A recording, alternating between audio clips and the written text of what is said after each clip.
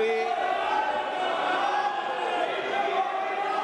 So in my constituency, that is Rollapadu Wildlife Sanctuary, it was established in 1988. The main sole reason is to protect the great Indian bustard birds, which is an endangered species, and it is scheduled one species. So out of which only 140 species are there globally, and not a single species was sighted in Rollapadu Wildlife Sanctuary, sir. So I would like to ask the Honourable Minister through you, sir, whether this project can be taken up on priority basis in integrated development of wildlife scheme, and also like in Rajasthan, how we have created the breeding spot naturally. Can the breeding and conservation areas be provided in Rollapadu Wildlife Sanctuary, sir? Thank you. माननीय अध्यक्ष महोदय, integrated development plan of wild life habitat ये केंद्र सरकार के द्वारा प्रायोजित की गई एक स्कीम है।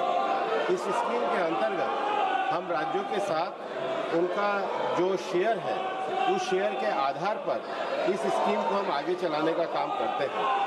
इंटीग्रेटेड वाइल्ड लाइफ हैबिटेट के अंतर्गत हम लोग इको डेवलपमेंट एक्टिविटीज और ह्यूमन वाइल्ड लाइफ की जो कॉन्फ्लिक्ट है उसके साथ साथ जो स्पीशीज है उनके प्रिजर्वेशन और कंजर्वेशन के काम की तरफ भी ध्यान देते हैं।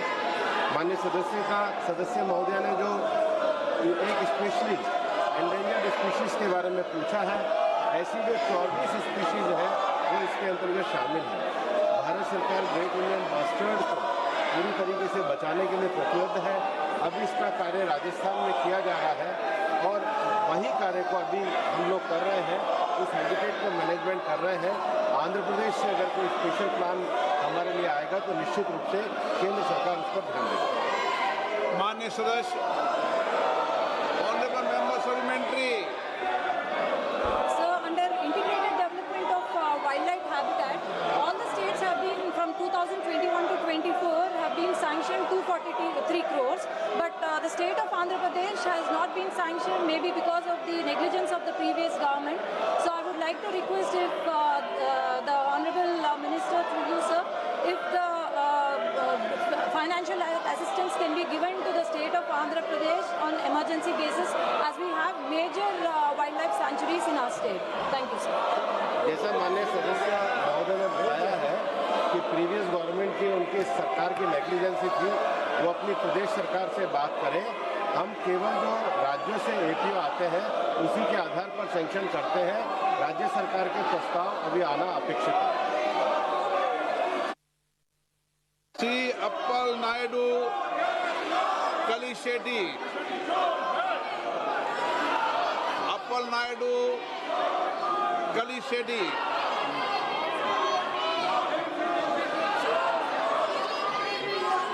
अनूप धोत्रे।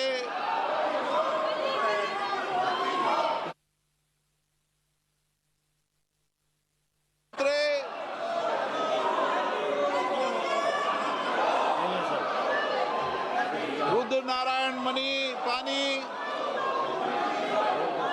जी धन्यवाद। मैं जिस इलाके से आता हूँ, नारायण पानी। धन्यवाद महोदय, अध्यक्ष महोदय, मैं जिस इलाके से आता हूँ उड़ीसा के सर मैं माननीय मंत्री जी से बात किया हूँ इस प्रसंग पे। हमारा लोकसभा का क्षेत्र सर है ढेंकनाल, जिला ढेंकनाल आता है और जिला अंगुल आता है। इस बीच वहाँ पर हाथियों का उपद्रव बहुत ज्यादा हुआ है।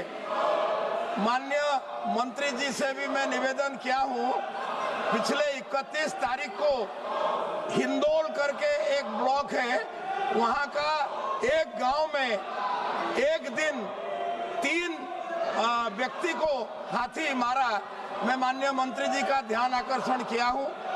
इस प्रकार के जिस योजना पर ये चर्चा होता है, क्या माननीय मंत्री जी उड़ीसा के राज्य सरकार के साथ बात करके हमारे इलाके में इस प्रकार के योजना को और कारगर ढंग से लागू करेंगे? ये मेरा निवेदन है। माननीय अध्यक्ष महोदय, हम लोग प्रोजेक्ट एलिफेंट के ऊपर काम कर रहे हैं। और प्रोजेक्ट एलिफेंट के अंतर्गत हम पूरे देश में एलिफेंट रिजर्व डिक्लेयर करने का काम कर रहे हैं। एलिफेंट रिजर्व के लिए इफेक्टिव मैनेजमेंट जो है उसके एवोल्यूशन के लिए काम कर रहे हैं। हाथियों के जो कॉरिडोर हैं उसके एटलस तैयार करने का काम कर रहे हैं। उसके साथ ही साथ हम उनका सेंसस भी कर रहे हैं और इसके साथ ही साथ मैन एनिमल कॉन्फ्लिक्ट ना हो इसके लिए हमने एक विस्तृत गाइडलाइन भी तैयार करी है। एलिफेंट्स के रेलवे के साथ किसी प्रकार का एक्सीडेंट ना हो इसके लिए भी हमने रेलवे के साथ मिलकर के कार्य करना तय किया है और हम चाहते हैं कि ये जो SOP हमने तैयार करी है ये राज्य सरकारें इसको गंभीरता के साथ लागू करें। हम राज्य सरकारों के साथ मिलकर इस दिशा में प्रोजेक्ट एलिफेंट के लिए कार्य कर रहे हैं। क्वेश्चन नंबर 302 माननीय मंत्री जी।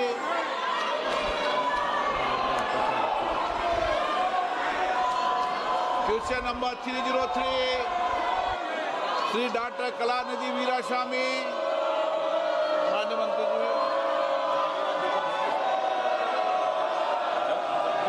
Question number 304 Shri Naveen Jindal.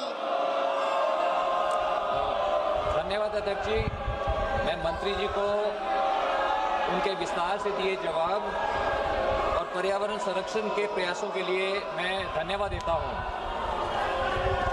अध्यक्ष जी, मंत्री जी ने बताया कि नेशनल क्लीन एयर प्रोग्राम के तहत 103 शहरों में प्रदूषण कम हुआ है। ये बहुत अच्छी बात है, लेकिन आज भी समस्या गंभीर बनी हुई है जिससे कि हम सब की आयु 5 से 10 वर्ष तक पूरे देश के अंदर घट रही है। वर्ल्ड बैंक की रिपोर्ट के अनुसार एयर पोल्यूशन की वजह से भारत को अपनी लगभग 3% GDP का नुकसान होता है।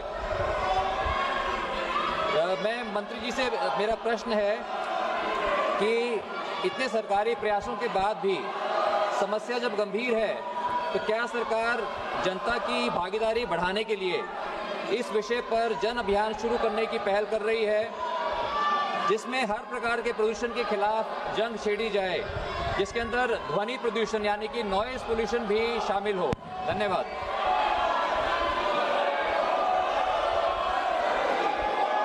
ये बात सच है कि वायु प्रदूषण ये एक काफ़ी बड़ी समस्या है और इसको लेकर के पूरे देश में 130 के करीब शहरों में हम लोग इसमें गुणवत्ता में सुधार करने के लिए अनेक प्रयास कर रहे हैं। इन प्रयासों के अंतर्गत माननीय सदस्य ने जो पूछा है कि हम लोगों के प्रभावी योगदान के लिए भी कार्य कर रहे हैं। निश्चित रूप से हमने इन सब शहरों में सिटी एक्शन प्लान रिवाइज करे हैं ताकि जहाँ पर इस प्रकार का प्रदूषण बहुत ज़्यादा है वहाँ पर जन भागीदारी के माध्यम से ज़्यादा मिटिगेशन एक्शन कर सकें। उसके साथ ही साथ हम लोग मिशन लाइफ की जो एक्टिविटी है, मिशन लाइफ की एक्टिविटी के अंतर्गत save water, save food, save energy के साथ साथ solid waste management, E waste management, ban of single use plastic और सबसे बड़ी बात है हेल्दी लाइफ स्टाइल, इसके भी प्रचार प्रसार के लिए कार्य कर रहे हैं। उसके साथ ही साथ हम वर्ष में 1 सप्ताह विशेष रूप से वायु प्रदूषण के प्रति लोगों में जागरूकता के लिए भी कार्यक्रम कर रहे हैं। हम उन म्यूनिसिपैलिटियों को विशेष प्रोत्साहन पुरस्कार भी दे रहे हैं जो जन भागीदारी के माध्यम से पॉल्यूशन के जो विभिन्न आयाम हैं, चाहे व्हीकल पॉल्यूशन हो, चाहे इंडस्ट्रियल पॉल्यूशन हो, चाहे डस्ट पॉल्यूशन हो, उस पर जो नवाचार कर रहे हैं उनको भी प्रोत्साहन देने का काम करते हैं। एनकैप के अंतर्गत जहां पर सिटीज़ में वायु प्रदूषण को रोकने के लिए स्टेप बाय अरेंजमेंट है उसके लिए भी फंडिंग करने का काम हम इस कार्यक्रम के अंतर्गत करते हैं। अध्यक्ष जी, मैं माननीय मंत्री जी का बहुत आभारी हूं जो उन्होंने इतने विस्तार से इसका जवाब दिया। मेरा दूसरा प्रश्न है कि दिल्ली पोल्यूशन कंट्रोल कमेटी की रिपोर्ट के अनुसार दिल्ली में यमुना मैया के पानी की गुणवत्ता, विशेषकर डिज़ोल्व्ड ऑक्सीजन और बायोलॉजिकल ऑक्सीजन डिमांड के मानकों पर अभी और बहुत काम करने की आवश्यकता है। आज भी सीवेज ट्रीटमेंट प्लांट का गैप एक बड़ी चुनौती बना हुआ है, जिसके कारण यमुना के अंदर अमोनिया का स्तर बढ़ता है और यमुना मैया को एक गंदे नाले की तरह उसको इस्तेमाल किया जा रहा है। माननीय अध्यक्ष जी, मेरा माननीय मंत्री जी से प्रश्न है कि नमामि गंगे मिशन के अगले चरण में यमुना जी की सफाई और बढ़ते प्रदूषण को रोकने के लिए मंत्रालय की आगे की कार्रवाई योजना क्या है और यमुना को निर्मल बनाने के हमारे साझा लक्ष्य को जल्द से जल्द हम प्राप्त करने के लिए केंद्र सरकार राज्य सरकारों के साथ मिलकर और क्या कदम उठाने पर विचार कर रही है। धन्यवाद। माननीय अध्यक्ष महोदय, माननीय सदस्य ने एक बहुत गंभीर चिंता की ओर हम सबका ध्यान दिलाया है। जल शक्ति मंत्रालय के द्वारा यमुना को लेकर के एक विशेष योजना तैयार की जा रही है।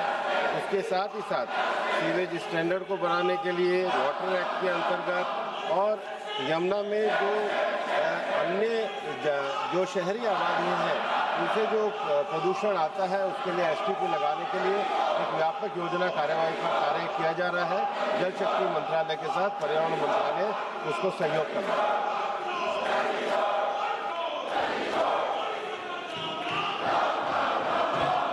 माननीय मंत्री जी, क्वेश्चन नंबर 305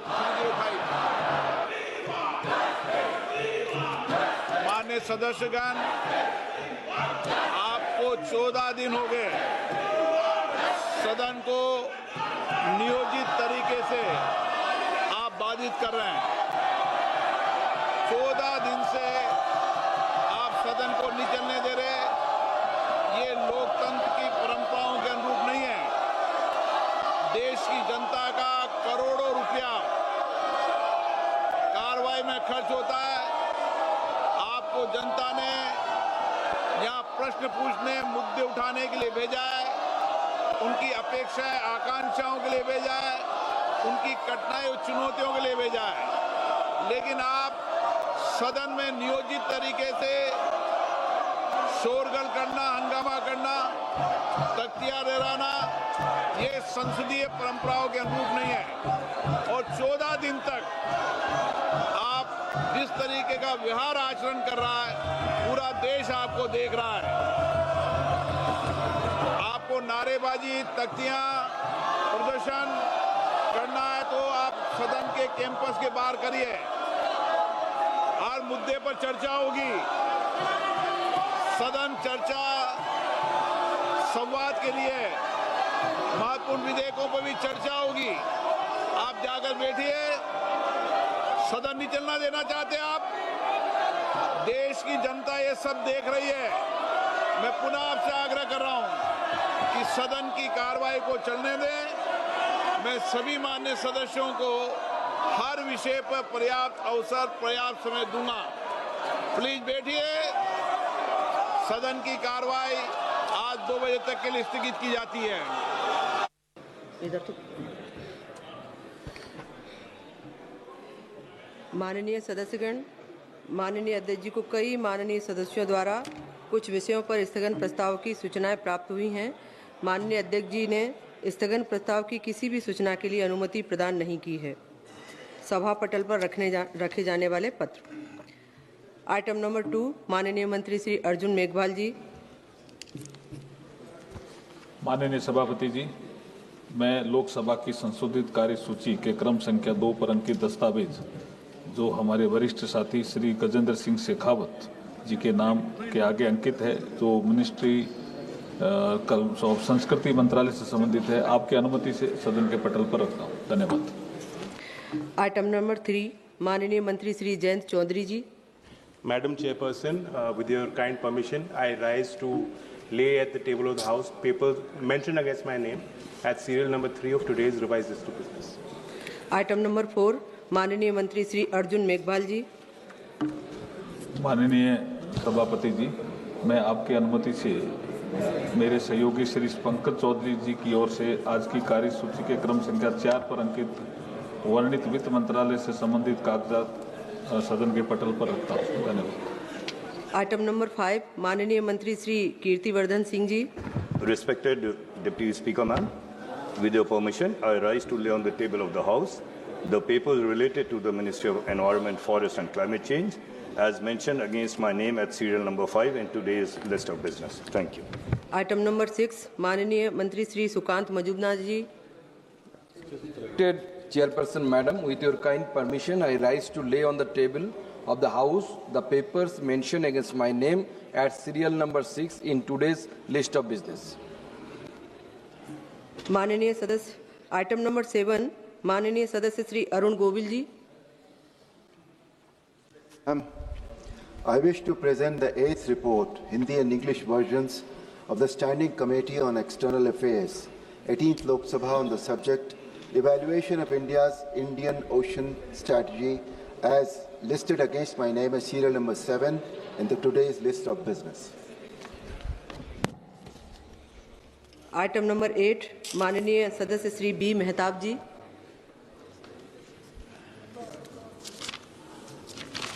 माननीय महोदय, I like to present a copy of the 25th report, Hindi and English version of the Standing Committee on Finance on the subject Evolving Role of Competition Commission of India in the Economy, particularly the digital landscape, as listed against my name in serial number 8 in today's order paper. Thank you.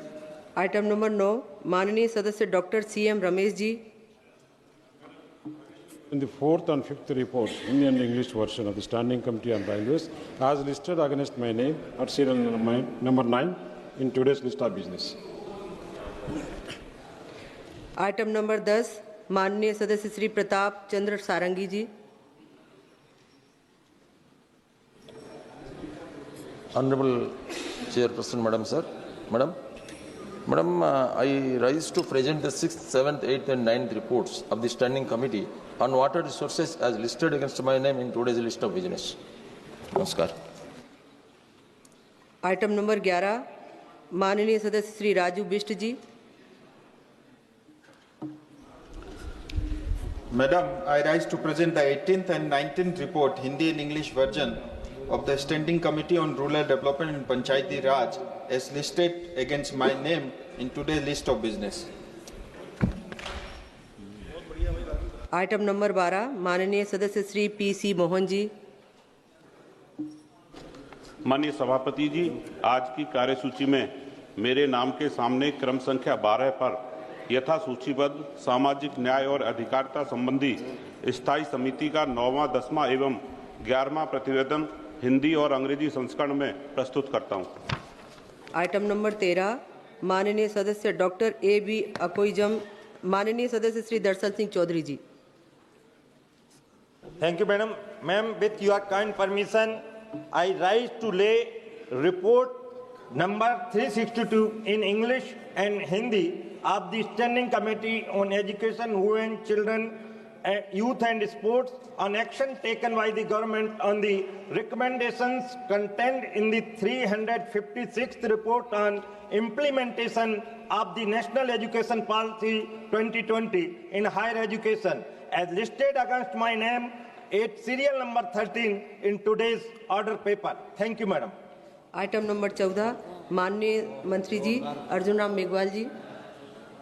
Honorable Chairperson, ma'am, with your permission, on behalf of my colleague Sri Pankaj Chaudhary, I want to make a statement regarding the status of implementation of the recommendations contained in the 46th report of the Standing Committee on Finance on strengthening credit flow to the MSME sector pertaining to the Department of Financial Services, Ministry of Finance.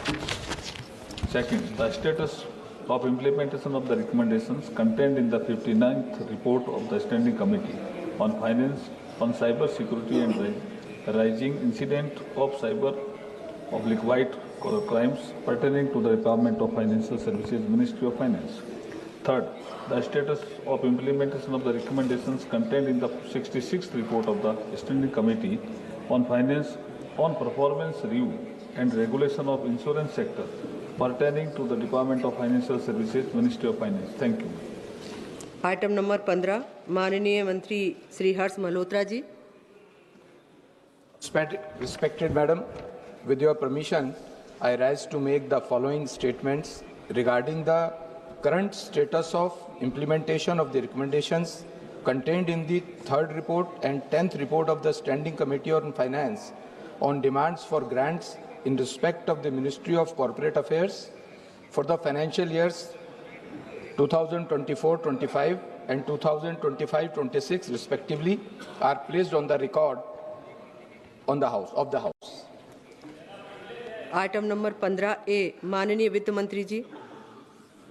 Madam, with your permission, I rise to move for leave to introduce a bill to consolidate and amend the law related to income tax. प्रश्न यह है कि विधेयक को पुरस्थापित करने की अनुमति प्रदान की जाए।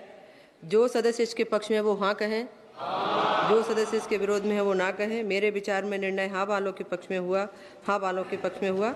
माननीय मंत्री जी विधेयक को पुरस्थापित करें। Madam, I introduce the bill. Item number 15B, माननीय वित्त मंत्री जी। Madam, with your permission, I rise to move. Madam, I introduce the bill. Item number 15B, माननीय वित्त मंत्री जी। Madam, with your permission, I rise to move for leave to introduce a bill further to amend the Income Tax Act 1961 and to amend the Finance Act 2025. प्रश्न यह है कि विधेयक को पुरस्थापित करने की अनुमति प्रदान की जाए। जो सदस्य इसके पक्ष में वो हाँ कहें, जो सदस्य इसके विरोध में है वे ना कहें। मेरे विचार में निर्णय हाँ वालों के पक्ष में हुआ, हाँ वालों के पक्ष में हुआ। माननीय मंत्री जी विधेयक को पुरस्थापित करें। Ma'am, I introduce the bill. Item number 15C, माननीय मंत्री श्री जी किशन।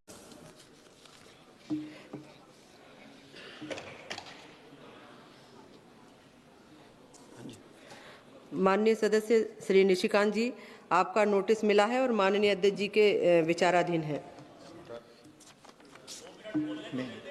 नियम 377 के अधीन मामले सभा पटल पर रखने के लिए अध्यक्ष द्वारा की जाने वाली घोषणा। माननीय सदस्यगण, जिन्हें आज नियम 377 के अधीन मामले उठाने की अनुमति दी गई है, वे व्यक्तिगत रूप से 20 मिनट के भीतर मामले को अनुमोदित पाठ सभा पटल पर प्रस्तुत कर सकते हैं।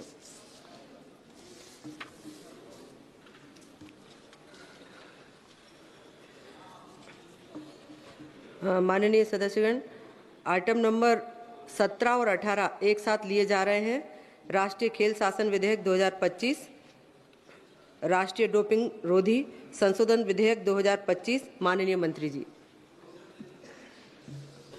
स्पीकर सर, आज एक महत्वपूर्ण bill national sports governance bill और उसके साथ national anti doping amendment bill पर मैं विषय रखना चाहूँगा। स्पीकर सर, स्पोर्ट्स बिल एक महत्वपूर्ण बिल है और मोदी जी ने स्पोर्ट्स सेक्टर में जो रिफॉर्म करा है, ये रिफॉर्म के सीक्वेंस का एक पार्ट है। वैसे भी स्पोर्ट्स हमारे देश के लिए कोई नया विषय नहीं है। स्पोर्ट्स इस देश में सदियों से प्रचलित है और आज देश में 65% पॉपुलेशन बिलो 35 है। आज यूथ हमारी एक स्ट्रेंथ है, यूथ हमारी शक्ति है। ये यूथ स्पोर्ट्स सेक्टर में बेस्ट परफॉर्मेंस करे, यूथ अपने स्पोर्ट्स के स्किल के आधार पर देश में और इंटरनेशनल लेवल पर मेडल अर्जित करे, देश का और तिरंगा का गौरव बढ़ाए, एक क्षमता हमारे देश के युवाओं में है। और स्पीकर साहब, सदियों पहले देश में युद्ध के रूप में भी स्पोर्ट्स प्रचलित था। हमारे देश में गदा युद्ध, मल्ल युद्ध, आर्चरी यानी कि धनुर्विद्या, ये सब विषय में हमारी पारंगतता थी, लेकिन बाद में धीरे धीरे उपेक्षित होता रहा। आज़ादी के बाद स्पोर्ट्स सेक्टर पर जितना ध्यान देना चाहिए इतना ध्यान नहीं दिया गया और इतना बड़ा देश ओलंपिक्स गेम्स में या तो इंटरनेशनल प्लेटफॉर्म पर इंटरनेशनल टूर्नामेंट में हम अच्छा परफॉर्मेंस नहीं कर पाए। स्पीकर सर, मुझे बताते हुए खुशी हो रही है कि प्रधानमंत्री मोदी जी ने 2014 से स्पोर्ट्स सेक्टर में रिफॉर्म चालू करा, बदलाव चालू करा और ये बदलाव की सीक्वेंस का एक part means sports governance bill है। प्रधानमंत्री जी ने देश में स्पोर्ट्स के लिए एक इकोसिस्टम तैयार हो, उसके लिए खेलो इंडिया की मूवमेंट चालू करी, फिट इंडिया की मूवमेंट चालू करी। आज देश में 1000 से अधिक डिस्ट्रिक्ट लेवल पर, एक डिस्ट्रिक्ट में 1 से अधिक स्थानों पर खेलो इंडिया सेंटर खुला हुआ है। वहाँ युवाओं को ट्रेनिंग मिल रही है, एथलीट को ट्रेनिंग मिल रही है और एथलीट अच्छी तरह से अपना परफॉर्मेंस करते आगे बढ़ रहे हैं। वैसे ही जो खिलाड़ी हमारे स्पोर्ट्स में अच्छा परफॉर्मेंस करता है, उसके लिए खर्च की व्यवस्था करना, उसके लिए अच्छी ट्रेनिंग मिले, उसके लिए नेशनल इंटरनेशनल खेलने के लिए अपॉर्चुनिटी मिले, उसको अच्छा कोच मिले, उसको अच्छा एक्सपोजर मिले, इसलिए टारगेटेड ओलंपिक्स पोडियम स्किल का भी व्यवस्था करी है ताकि हम अच्छे से अच्छे स्पोर्ट्समैन तैयार कर सके। यही सीक्वेंस का एक तीसरा पार्ट खेलो भारत नीति। आपने देखा होगा लास्ट 1 महीने पहले खेलो भारत नीति लॉन्च करी गई, कैबिनेट ने पारित करी। सारे देश में जो स्पोर्ट्स फेटर्निटी के साथ जुड़े हुए लोगों ने उसकी प्रशंसा करी और खेलो भारत नीति के तहत हम 10 साल और 25 साल यानी कि जब हम विकसित भारत बनने की दिशा में आगे बढ़ रहे तब 25 साल तक हमारे देश के खेलों को कैसे आगे बढ़ाया जाएगा, स्पोर्ट्स साइंस को कैसे आगे बढ़ाया जाएगा, मेडल टैली को कैसे आगे बढ़ाया जाएगा, उसके लिए इकोसिस्टम कैसे होगी, इस विषय पर एक विजन डॉक्यूमेंट के रूप में खेलो भारत नीति आज सारे देश में उसकी बहुत अच्छी सराहना हो रही है। यही सीक्वेंस का एक पार्ट है sports governance bill. Sports governance bill के लिए कई बार प्रयास करा गया, भूतकाल में भी प्रयास हुआ और अभी वर्तमान समय में मोदी जी ने अच्छी बात कही है कि हमें इंटरनेशनल स्टैंडर्ड का वर्ल्ड क्लास बेस्ट एक्सीलेंस के साथ हमारी तैयारी होनी चाहिए। और जब आने वाले दिनों में भारत ओलंपिक्स के लिए बिड करने जा रहे हैं, वैसी स्थिति में भारत में स्पोर्ट्स इकोसिस्टम रोबस्ट हो, दुरुस्त हो, पारदर्शी हो, अकाउंटेबिलिटी वाली हो, उस दिशा के प्रयास का एक ये महत्वपूर्ण कदम है। और जब ओलंपिक्स की बात आती है, स्पोर्ट्स की बात आती है, तब इंटरनेशनल सेक्टर भी उसके साथ जुड़ जाता है, ओलंपिक काउंसिल भी उसके साथ जुड़ जाती है। ओलंपिक चार्टर के मुताबिक देश में भी हमारी रीति नीति कार्य प्रणाली बने, ये बहुत आवश्यक होता है और इसलिए ओलंपिक चार्टर को अलाइन करना वो भी हमारे लिए जरूरी होता है। और उसके लिए भूतकाल में भी कई बार प्रयास करा लेकिन सफल नहीं हुए। 1975 में पहली बार देश में एक गाइडलाइन तैयार करी गई। इस गाइडलाइन के मुताबिक देश में स्पोर्ट्स का गवर्नेंस करा जाए। 1985 में पहली बार स्पोर्ट्स के बिल के लिए ड्राफ्ट तैयार करा गया था, लेकिन ये देश में स्पोर्ट्स को भी पॉलिटिक्स का क्षेत्र चुन लिया है, वो पॉलिटिक्स का हिस्सा बनता गया, कई लोगों का उसमें हित शामिल था। तो कोई प्रयास करता था मेरे जैसे मंत्री, लेकिन ये मंत्री स्पोर्ट्स गवर्नेंस बिल को लेकर आगे नहीं आ पाता था। 1985 में पहला ड्राफ्ट तैयार हुआ, 2011 में एक स्पोर्ट्स कोड बनाया गया, बिल तो नहीं आया लेकिन एक स्पोर्ट्स कोड बनाया गया। इस स्पोर्ट्स कोड के बाद 2011 में फिर से एक बार ड्राफ्ट स्पोर्ट्स बिल तैयार करा गया और 2011 में वो कैबिनेट तक पहुंचा था, लेकिन कैबिनेट तक पहुंचे उसके पहले ही उसके पर डिबेट हो गई, इंटरनल डिबेट हो गई और उस वक्त की सरकार उसको कैबिनेट में भी नहीं ला पाई थी। और 2013 में अजय माकन जी स्पोर्ट्स मिनिस्टर हुआ करते थे, उन्होंने प्रयास करा, मेहनत करी, डिबेट करा, डिस्कशन करा और उन्होंने वो समझा कि कैसा भी करके हमें स्पोर्ट्स गवर्नेंस बिल लाना चाहिए, स्पोर्ट्स के लिए, स्पोर्ट्स पर्सन के हित में, स्पोर्ट्स फेडरेशन के हित में। और गवर्नमेंट एक अच्छी तरह से गवर्नमेंट, फेडरेशन, एथलीट सब साथ में मिलके देश में एक स्पोर्ट्स की इकोसिस्टम को तैयार कर सके, उस उद्देश्य के साथ उन्होंने प्रयास करा। कैबिनेट तक आया, कैबिनेट में डिस्कशन हुआ, लेकिन डिस्कशन होने के बाद वहां से डिफर हो गया, वो पार्लियामेंट तक नहीं पहुंच पाया था। स्पीकर सर, मुझे बताते हुए खुशी हो रही है, वर्तमान समय में मोदी गवर्नमेंट है। मोदी जी की इच्छा शक्ति के आधार पर मोदी जी ने तय करा के रिफॉर्म सीक्वेंस में आना चाहिए। अभी स्पोर्ट्स गवर्नेंस बिल के बाद 10 साल का देश का स्पोर्ट्स का विजन और 2047 10 साल में हमें दुनिया में 10वें क्रम तक पहुंचना है स्पोर्ट्स सेक्टर में। आने वाले 25 साल यानी कि जब देश आज़ादी का शताब्दी वर्ष मनाता हो तब हम दुनिया में 1 से 5वें क्रम में होना है और ये लक्ष्य को हासिल करने के लिए इस सीक्वेंस रिफॉर्म के पार्ट के रूप में ये बिल आज आपके सामने लाया गया है। वर्तमान समय में जो स्थिति पैदा हुई है, आज छोटे छोटे विषय के लिए गुड गवर्नेंस का प्रयास कोई करता है, कोर्ट मैटर हो जाती है।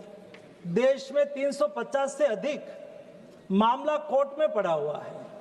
स्पोर्ट्स फेडरेशन के इलेक्शन में, स्पोर्ट्स फेडरेशन की कार्यप्रणाली में पारदर्शिता का अभाव है और कई ऐसे विषय है जो छोटी छोटी बात में स्पोर्ट्स को हित को प्रायोरिटी रखने के बजाय अपने हितों को आगे करते हैं। स्पोर्ट्स पीछे छूट जाता है और मेडल टैली में हम पीछे रह जाते हैं। हमारे एथलीट, हमारे महिला एथलीट को अच्छी तरह से पारदर्शिता से कंपटीशन में पार्टिसिपेशन करने का अवसर मिले, कोई जगह पे उसको परेशानी ना हो। हमारी महिला को फेडरेशन में भी प्रतिनिधित्व मिले ताकि कोई फेडरेशन में एथलीट महिला को कोई दिक्कत हुई हो तो उसकी सुनवाई करने वाली भी हमारे यही फेडरेशन की एथिक कमेटी में बैठने वाली हमारी महिला हो। ये करना बहुत आवश्यक था और ये बिल जब हमने तैयार करा तब हमने डिटेल डिस्कशन करा और ये डिस्कशन हमने सारे फेडरेशन के साथ करा, हमने सभी राज्यों के स्पोर्ट्स मिनिस्टर के साथ करा। जब हम बिल तैयार कर रहे थे 1 साल तक लंबा डिस्कशन हुआ। हमने एथलीट के साथ बैठ के उसके ऊपर डिस्कस करा। हमने देश के कोच, जो रिनाउंड कोच है, उसके साथ मीटिंग करी, उसके साथ भी डिस्कशन करा और इंटरनेशनल ओलंपिक्स काउंसिल यानी कि ओलंपिक्स काउंसिल के साथ अलाइन उसके चार्टर को फॉलो करना था तो उसके साथ भी हमने डिस्कशन करा। इंटरनेशनल फेडरेशन, उसके साथ भी हमने डिस्कशन करा और अंत में मैंने 3-3.5 घंटे तक हाई कोर्ट और सुप्रीम कोर्ट में स्पोर्ट्स प्रैक्टिस करने वाले लॉयर के साथ भी डिस्कशन और डिबेट करी और उनके बाद ये बिल को पब्लिक कंसल्टेशन के लिए भी रखा गया। 600 से अधिक पब्लिक कंसल्टेशन के दरमियान कमेंट आई। एक कमेंट का भी हमने अध्ययन करा और सारा डिबेट डिस्कशन करके एक रॉबस्ट बिल जो एथलीट के हित में हो, फेडरेशन के हित में हो, पारदर्शिता के हित में हो, फेडरेशन की स्वायत्तता बनी रहे लेकिन भी गुड गवर्नेंस हो, उस उद्देश्य के साथ इस बिल आज सदन के सामने लाया हो। उसके अलावा आज नेशनल एंटी डोपिंग बिल, ये भी देश में हम एक अच्छी एक स्पोर्ट्स कंट्री के रूप में जब आगे बढ़ रहे हैं तब इंटरनेशनल यानी कि वर्ल्ड डोपिंग एजेंसी, उसको हम सिग्नेटरी होने के नाते उसके साथ अलाइन करना ये आवश्यक होता है।